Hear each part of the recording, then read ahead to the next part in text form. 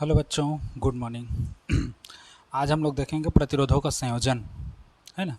चलिए, हेडिंग डालिए प्रतिरोधों का संयोजन।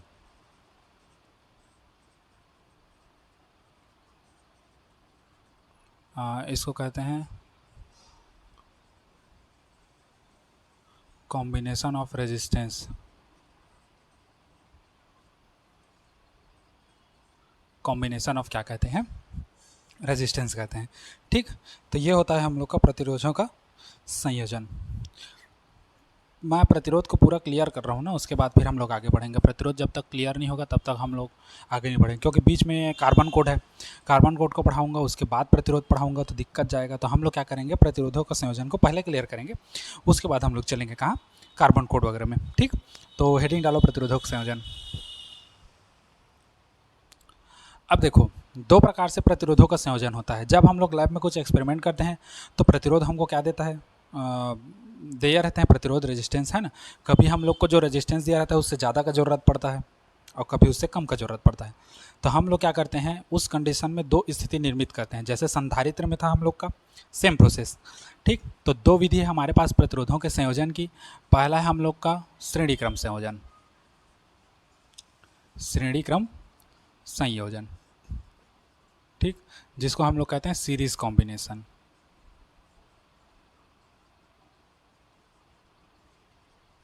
सीरीज कॉम्बिनेशन, देखो क्या होता है श्रेणी क्रम संयोजन, पहले समझ लो।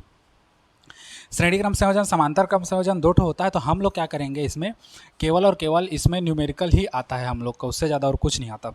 ठीक, तो पहले हम लोग देखते हैं श्रेणी क्रम संयोजन। श्रेणी क्रम संयोजन में क्या करते हैं, तीन प्रतिरोध लेंगे। ये मान लो पहला प्रतिरोध R1, फिर यहाँ से दूसरा प्रतिरोध ले लेते हैं R2। यहाँ मैं थोड़ा सा अच्छे से बता रहा हूँ, देखो ये। ठीक, दूसरा प्रतिरोध हम लोग क्या ले लिए, R2 ले लिए, और फिर यहीं से तीसरा प्रतिरोध हम लोग ले लेंगे क्या, R3, इस बेस में। ठीक, R3। अब देखो, ये R1 का पहला सिरा है और ये क्या है, दूसरा सिरा। R2 का ये पहला सिरा है और ये कौन सा है, दूसरा सिरा। ठीक, R3 का ये पहला सिरा है और ये वाला क्या है, दूसरा सिरा। अब समझो क्या होता है, इस प्रकार के क्रम में किसी प्रतिरोध, पहले प्रतिरोध के दूसरे सिरे को दूसरे प्रतिरोध के पहले सिरे से व दूसरे प्रतिरोध के दूसरे सिरे को तीसरे प्रतिरोध के पहले सिरे से जोड़ा जाता है और इस क्रम को आगे बढ़ाया जाता है। क्रम को आगे बढ़ाने का कारण क्यों है, क्योंकि हमको नहीं पता कितना प्रतिरोध जोड़ रहे हैं, कितना प्रतिरोध का जरूरत है। चित्र में हम लोग 3 दिखा देते हैं, 3 से ज़्यादा भी हो सकता है। ठीक, तो हम लोग क्या करते हैं, इसमें पहले प्रतिरोध के दूसरे सिरे को दूसरे प्रतिरोध के पहले सिरे से, देखो अटैच करिए, और दूसरे प्रतिरोध के दूसरे सिरे को तीसरे प्रतिरोध के पहले सिरे से, यहाँ ये अटैच कर दिया। क्रम में जोड़ा जाता है, इस क्रम को आगे बढ़ाया जाता है। अब देखो, आगे बढ़ा रहे हैं तो कहीं ना कहीं अंतिम प्रतिरोध आएगा। तो देखो, तथा पहले प्रतिरोध के पहले सिरे को बैटरी के धन से और अंतिम प्रतिरोध के दूसरे सिरे को बैटरी के क्या किया जाता है, ऋण से जोड़ा जाता है। और यहाँ पर एक कुंजी वगैरह या की को जो भी है तुम लोग वो अपना लगा सकते हैं ना। धारा का प्रवाह प्लस से किधर होगा, माइनस की ओर। यहाँ ये पॉइंट ए मान लेते हैं और ये पॉइंट क्या मान लेते हैं, बी। दो हमारे पास संधि है या जंक्शन है, पॉइंट ए और क्या है, पॉइंट बी। इससे धारा आई प्रवाहित हो रहा है। मान लो पहले प्रतिरोध के बीच उत्पन्न विभवांतर V1, दूसरे प्रतिरोध के बीच उत्पन्न विभवांतर V2 और तीसरे प्रतिरोध के बीच उत्पन्न विभवांतर क्या है, V3 है। और दोनों में धारा I जो है एक समान रूप से क्या हो रही है, प्रवाहित हो रही है। अब देखना, इसमें जो है धारा नियत होगी, मतलब धारा 1 2 3 नहीं होगा, धारा ये कांस्टेंट होगा। क्यों, क्योंकि समझो, धारा जो है पहले प्रतिरोध के बाद दूसरे प्रतिरोध में जाएगा, दूसरे प्रतिरोध के बाद तीसरे में जाएगा। तो जब पहले प्रतिरोध में जाएगा तो उसका विभव V1, दूसरे प्रतिरोध में जाएगा तो विभव V2, तीसरे प्रतिरोध में जाएगा तो विभव V3 है। क्यों V1 V2 V3 क्यों हुआ, ये V का है नहीं हुआ, क्योंकि धारा एक है। हम लोग सूत्र पढ़े ओम के नियम से, V अनुक्रमणपाती I। V का मान यदि V1 V2 V3 हो सकता है तो I का मान I1 I2 I3 क्यों नहीं हो सकता, ये भी तुम्हारे मन में डाउट आ रहा होगा। तो मैं पहले से क्लियर कर देता हूँ उसको।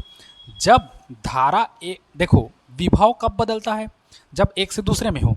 तो धारा क्या हो रही है, यहाँ से यहाँ गई तो पहले प्रतिरोध का विभव V1 हो गया, दूसरे प्रतिरोध में फिर दूसरे पहले से निकली धारा उसके बाद दूसरे में प्रवेश की तो विभव V2 हो गया, फिर दूसरे से निकलेगी धारा तीसरे में प्रवेश करेगी तो विभव क्या हो जाएगा, V3 हो जाएगा। अगर धारा तीनों प्रतिरोध में एक साथ जाती तो उसका जो हम लोग का परिणामी वोल्टेज था वो 1 हो जाता। ठीक, इसलिए आगे समझोगे समांतर क्रम में। तो ये हो गया। अब देखो, इससे खाली न्यूमेरिकल आता है तो मैं तुम लोगों को गणितीय मैं ऐसी नॉर्मल बता दे रहा हूँ, है ना। तुम लोग चाहो तो मैं जो बोल रहा हूँ उसको बाद में लिख भी सकते हो, है ना। वीडियो आप लोग का चल रहा है, आप लोग चाहें तो रोक कर उसको पढ़ सुन के लिख सकते हैं, है ना। तो देखो क्या होता है, समांतर क्रम संयोजन, श्रेणी क्रम संयोजन क्या है। इसमें 3 प्रतिरोध होते हैं, जिसमें पहले प्रतिरोध का दूसरा सिरा दूसरे प्रतिरोध के पहले सिरे से, दूसरे प्रतिरोध का दूसरा सिरा तीसरे प्रतिरोध के पहले सिरे से जोड़ा जाता है। इस क्रम को आगे बढ़ाया जाता है ना। पहले प्रतिरोध के पहले सिरे को बैटरी के धन से या धन सिरे से, और अंतिम प्रतिरोध के दूसरे सिरे को बैटरी के ऋण से क्या किया जाता है, जोड़ा जाता है। क्लियर हो गया इतना चीज। हाँ, अब देखो जोड़ दिए हम लोग। तो देखो, अब हम लोग का विभव अलग अलग है तो परिणामी विभव चाहिए, है ना। मान लो परिपथ में 3 प्रतिरोध R1 R2 और क्या है, R3 है, तो विभवांतर हम लोग का होगा ना, है ना। देखो, माना 3 प्रतिरोध R1 R2 व क्या है, R3 है, जिस पर उत्पन्न विभवांतर क्रमशः कौन कौन से होंगे, V1 V2 व क्या होंगे, V3 हैं। तब V1 बराबर कितना हो जाएगा, IR1, क्योंकि हम लोग ओम के नियम से पढ़े हैं V बराबर क्या, IR। अगर प्रतिरोध पहले के लिए देखेंगे तो विभव भी पहला होगा, लेकिन धारा तो एक ही प्रवाहित हो रही है। दूसरे के लिए देखोगे तो विभव भी दूसरा होगा, धारा तो वही है। तीसरे के लिए देखोगे तो विभव तीसरा होगा, क्योंकि तीसरे के लिए विभव तीसरा है, लेकिन धारा तो I ही प्रवाहित हो रहा है। तो V1 बराबर IR1 हो जाएगा, V2 बराबर हो जाएगा IR2 और V3 बराबर हो जाएगा IR3। ठीक, अतः परिणामी विभव अगर हम लोग निकाले, अतः परिणामी विभव देखो यहीं से, अतः परिणामी विभव हम लोग निकालना चाहें तो परिणामी विभव V बराबर क्या होगा, V1 plus V2 plus V3। परिणामी वोल्टेज निकाले तो इन तीनों वोल्टेजों के योग के क्या होगा, बराबर होगा, क्योंकि पॉइंट A से B तक का परिणामी वोल्टेज निकालें तो ये छोटे छोटे वोल्टेजों के योग के क्या होगा, बराबर होगा। तो V बराबर हो जाएगा, मान को रखो IR1 प्लस V2 का मान क्या लाए हो, V2 का मान IR2, तो ये हो जाएगा IR2, और V3 का मान लाए हो IR3। सब में से I कॉमन निकाल दो, बाहर निकल जाएगा, अंदर में बचेगा R1 plus R2 plus R3। परंतु ओम भैया के नियम से, परंतु किसके नियम से, ओम के नियम से हमको पता है कि V बराबर होता है IR। इसको मान के चलो कि एग्जाम्पल के लिए समीकरण 1, तब समीकरण 1 से V बराबर IR का मान यहाँ रख दो, तो ये हो गया IR बराबर I कोष्टक में R1 plus R2 plus R3। Clear है इतना चीज़। I से I कैंसिल, तो R बराबर R1 plus R2 plus R3, ये एक आ गया। ठीक, अच्छा, हमको ये तो नहीं पता कि परिपथ में कितने प्रतिरोध जुड़े हैं, तो मान के चलते हैं एक एग्जाम्पल के लिए, माना क्या मानते हैं, परिपथ में n प्रतिरोध जुड़े हों, 8 है 10 है कितना है हमको थोड़ी पता, n प्रतिरोध जुड़े हों। तो अब देखो, मान के चलते हैं परिपथ में हमारा कितना प्रतिरोध जुड़ा है, n प्रतिरोध जुड़ा है। तो n प्रतिरोध जुड़ा है तो R बराबर कितना हो जाएगा, R1 plus R2 plus R3 plus डेस क्या हो जाएगा, RN, n में प्रतिरोध के लिए। ठीक, ये अब जितना रहेगा उतना हम लोग डालते जाएंगे। ठीक, तो याद रखो, श्रेणी क्रम संयोजन में प्रतिरोध के लिए कैसा होता है, ये वाला होता है, R बराबर होता है R1 plus R2 plus R3 डेस RN, या इसको इन दोनों में से कोई एक मान के चलो। ठीक, समझ आ गया ना इतना चीज़। चलिए नोट करिए, फिर आगे बढ़ते हैं हम लोग।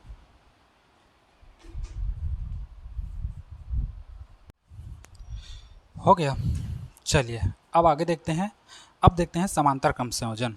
समांतर क्रम संयोजन कैसा कैसा होता है, थोड़ा सा चेंज करूंगा, मैं चिट्टाहा आदमी हूँ। ठीक,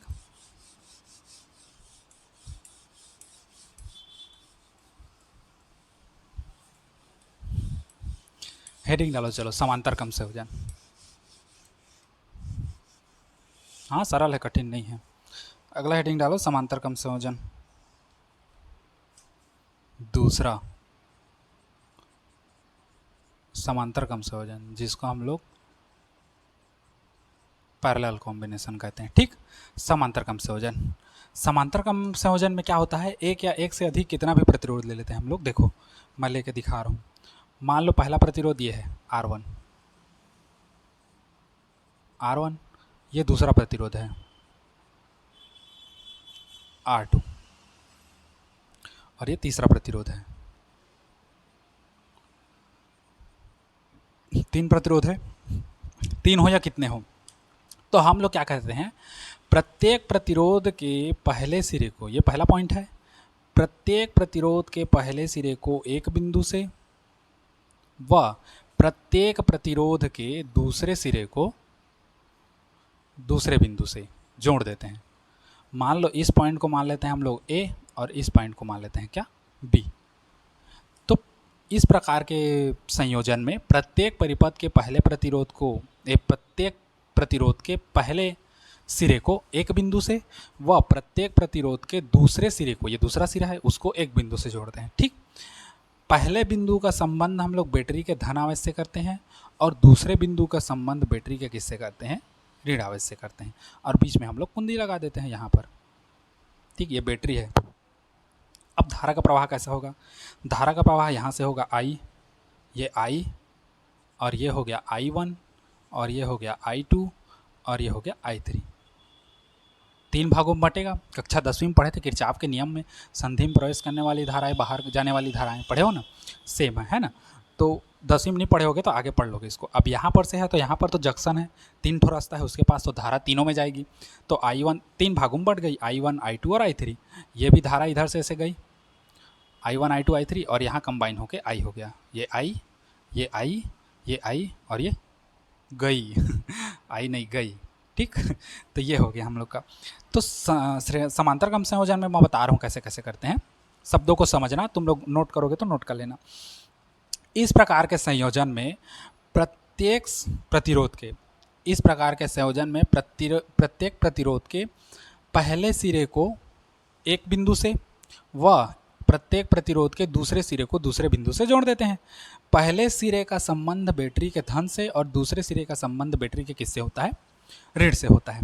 क्लियर हुआ उतना चीज़। अब देखो वोल्टेज तीनों का सेम होगा। देखो यहाँ पर का वोल्टेज हम लोग का होगा V, और यहाँ पर का वोल्टेज भी होगा V, और यहाँ पर का भी वोल्टेज होगा क्या, V। अब सर यहाँ पर कन्फ्यूजन है, कैसा कन्फ्यूजन बच्चा लोगों, मैं खुद पूछ रहा हूँ, तुम लोग तो पूछते नहीं हो। कन्फ्यूजन सर यहाँ पर ये है कि उसमें विभव V1, V2, V3 था और धारा I था श्रेणी में, और समांतर में विभव एक जैसा है, धारा I1, I2, I3 है। तो देखो यहाँ पर विभव बराबर होने का कारण क्या हुआ, क्योंकि तीनों प्रतिरोध में धारा एक साथ पहुँच रही है। तीनों प्रतिरोध में जो धारा है हम लोग की एक साथ पहुँच रही है। पहले क्या था, पहले इस डायरेक्शन में था ऐसे R1, R2 और R3। पहले धारा इसमें आती थी, इसमें से प्रवेश करने के बाद फिर इधर से करके बाहर निकलती थी, फिर इसमें प्रवेश करती थी, फिर इसमें से इसमें प्रवेश करती थी। तो एक से होकर दूसरे में जा रही थी, इसलिए उसका विभव V1, V2, V3 हो रहा था और धारा I हो रहा था। अब यहाँ धारा तीन भाग में बढ़ गई, I1, I2, I3। अब तीनों जाएगी तो R1, R2, R3 तीनों में एक साथ पहुँचेगी। एक साथ पहुँचेगी तो तीनों का विभव क्या होगा, एक ही होगा, अलग अलग नहीं होगा। ठीक, क्योंकि तीनों का सिरा एक से जुड़ा है, सबका टर्मिनल एक है, यहाँ पर भी। ठीक, तो इसलिए सबका विभव ये होगा। तब धारा अलग अलग है। तो देखो, अब देखो माना तीन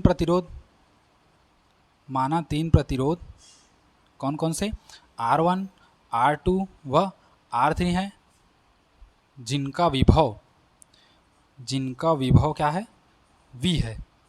ठीक, यदि तीनों प्रतिरोध से प्रवाहित धारा देखोगे, हाँ बस वही, चलो।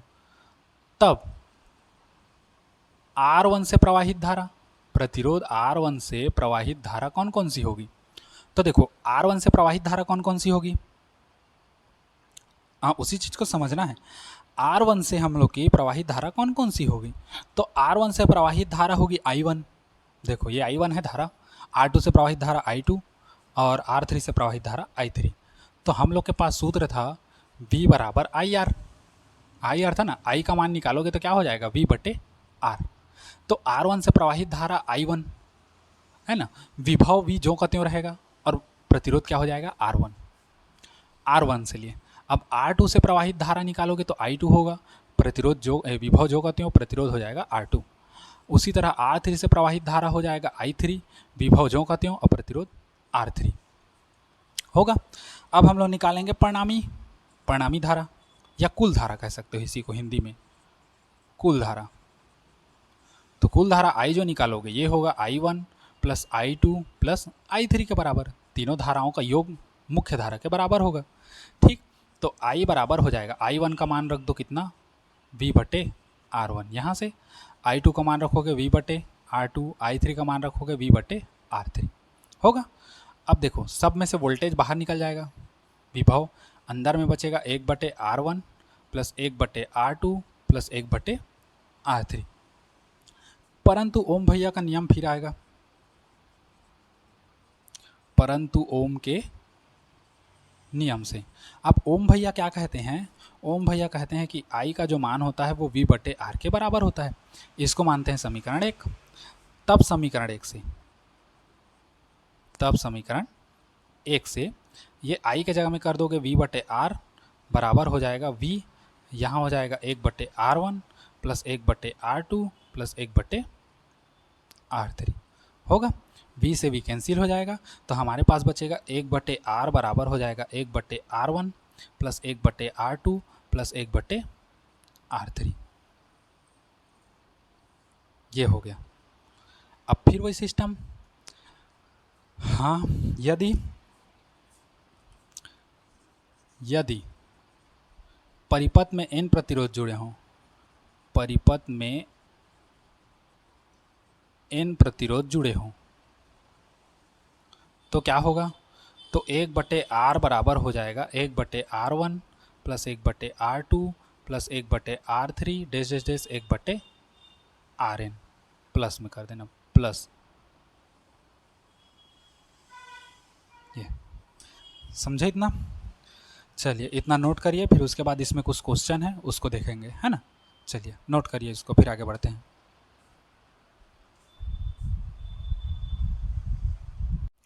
हो गया। हाँ, सेम संधारित्र जैसा है, अंतर नहीं। संधारित्र जैसा हल किए थे ना, सेम वैसे ही हल करेंगे। ठीक, अब इससे न्यूमेरिकल देखते हैं, सरल सरल देखेंगे, ज़्यादा कठिन नहीं देखेंगे। क्योंकि देखो मैं पहले से बता दूं, पेपर में तुम लोग का सरल पूछेगा, 2 नंबर 3 नंबर का पूछना है तो एकदम हार्ड थोड़ी देगा भाई। सरल सरल सिंपल सिंपल पूछेगा, उसी सिंपल और सरल को आपको गेस करना है, बताना है। ठीक, चलिए एक चीज़ देखो, हम लोग को श्रेणी में क्या प्राप्त हुआ, श्रेणी क्रम में हम लोग को प्राप्त हुआ R बराबर R1 plus R2 plus R3, ये वाला सूत्र है ना। और समांतर क्रम में क्या प्राप्त हुआ, समांतर क्रम में प्राप्त हुआ 1/R बराबर 1/R1 plus 1/R2 plus 1/R3। ये प्रतिरोध के लिए है। अगर धारिता के लिए लाओगे तो जस्ट उल्टा होता है, श्रेणी में ऐसा प्राप्त होता है 1/C बराबर C1 C2 C3, और समांतर में इसका उल्टा मिलता है, मतलब R1 R2 C1 C2 C3 plus में ऐसे करके। ठीक, तो ये याद रखना, श्रेणी क्रम में प्रतिरोध में ऐसा होता है और समांतर क्रम में ऐसा होता है। ठीक, अब एक क्वेश्चन देखते हैं। मान लो हमारे पास प्रतिरोध है, पहला तुल्य प्रतिरोध ज्ञात कीजिए। तुल्य प्रतिरोध ज्ञात कीजिए। अब किसका ज्ञात करना है ये हम लोग आगे देखेंगे। तुल्य प्रतिरोध ज्ञात कीजिए। ठीक, ए और बी के बीच हम लोग का, मान लो ये पॉइंट ए है,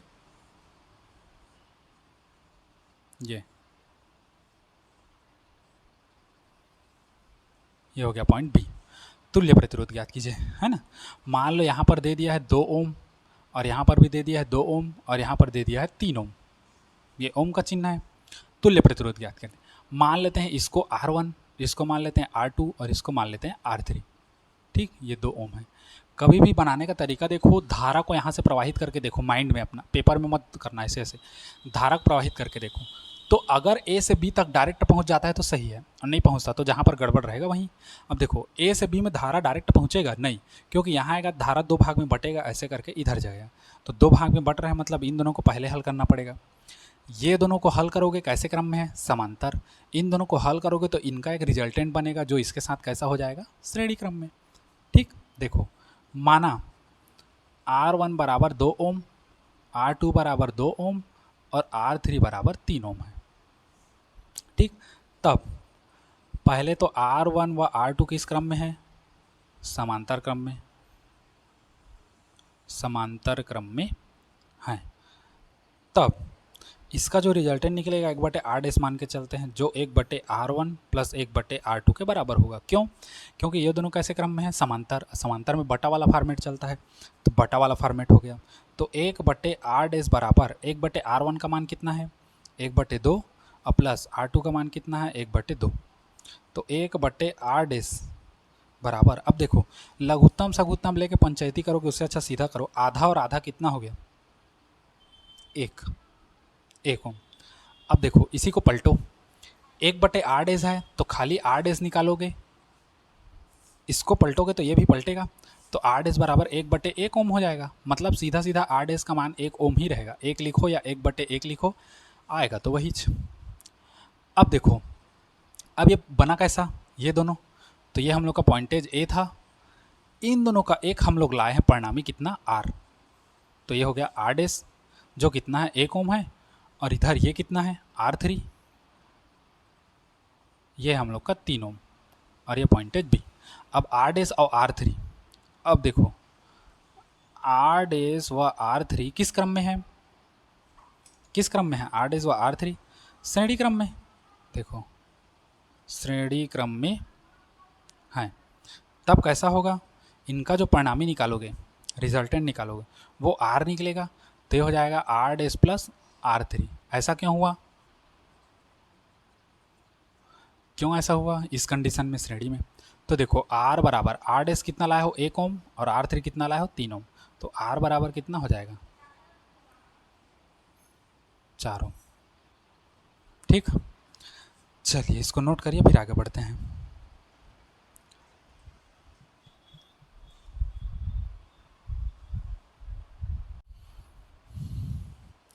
हो गया, चलिए अब और आगे बढ़ते हैं हम लोग, एक दो ठो देखते रहते हैं, फिर आगे हम लोग को पता चल जाएगा और। ठीक, चलिए नोट करिए इसको जल्दी, नोट करेंगे तो आगे बढ़ेंगे, नोट नहीं करेंगे तो आगे नहीं बढ़ेंगे। ऐसा कहेंगे तब तो बनेगा।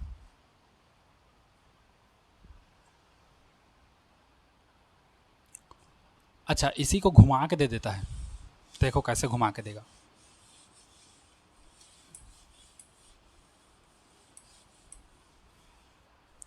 घुमा कैसे देगा, ये जो प्रतिरोध है इसको इधर ना ला के यहाँ डाल देगा, देखो इसको यहाँ कर देगा, अरे सॉरी सॉरी,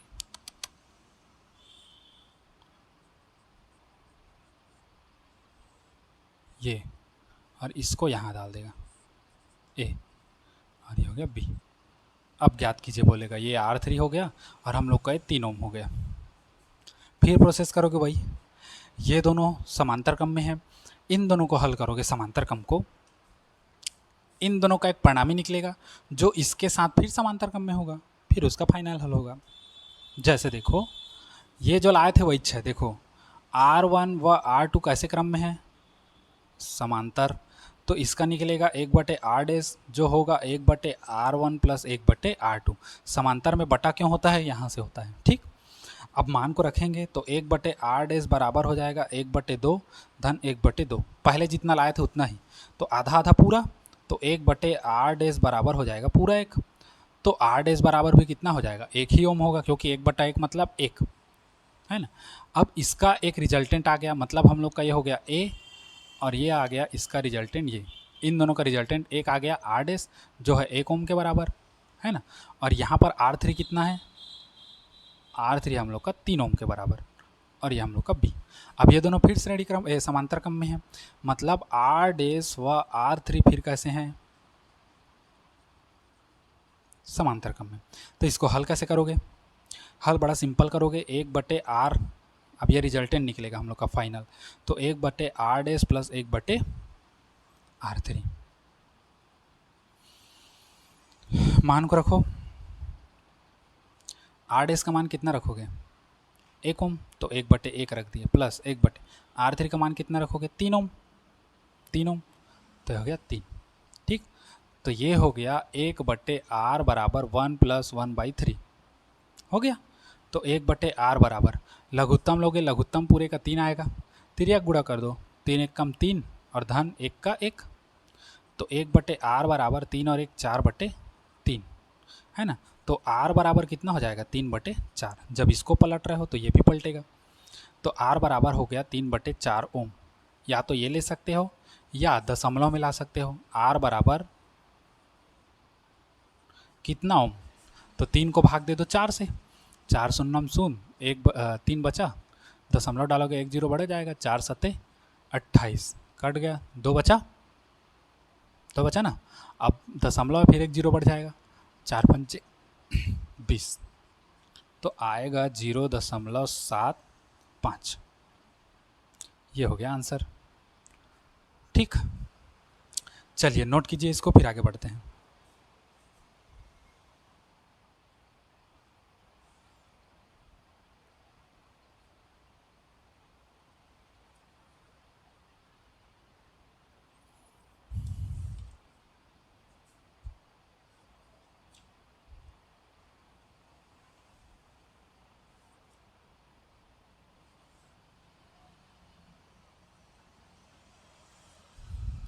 हो गया, अब अगला देखिए।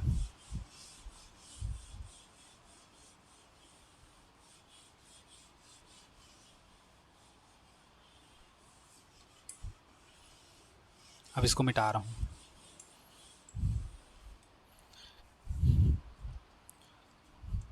तीसरा चल रहा है ना, तीसरा पढ़ा रहा हूँ। मान लो एक हम लोग का है ऐसे,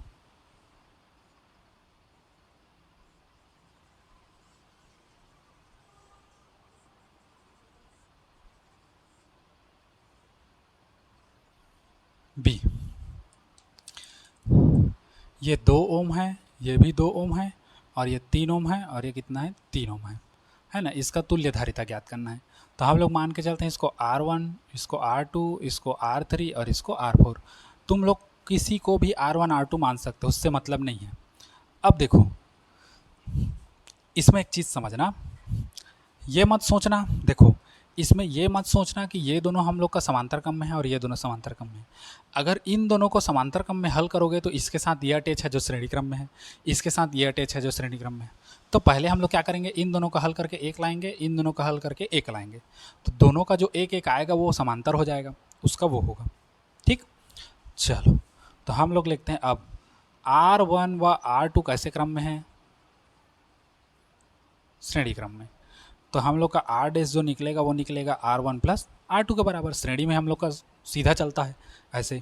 तो R डैश जो होगा, R1 कितना 2 और R2 कितना 2, तो R डैश बराबर निकलेगा कितना, 4 ओम निकला, है ना। अच्छा, इसी प्रकार R3 व R4 भी कैसे हैं, श्रेणी क्रम में है।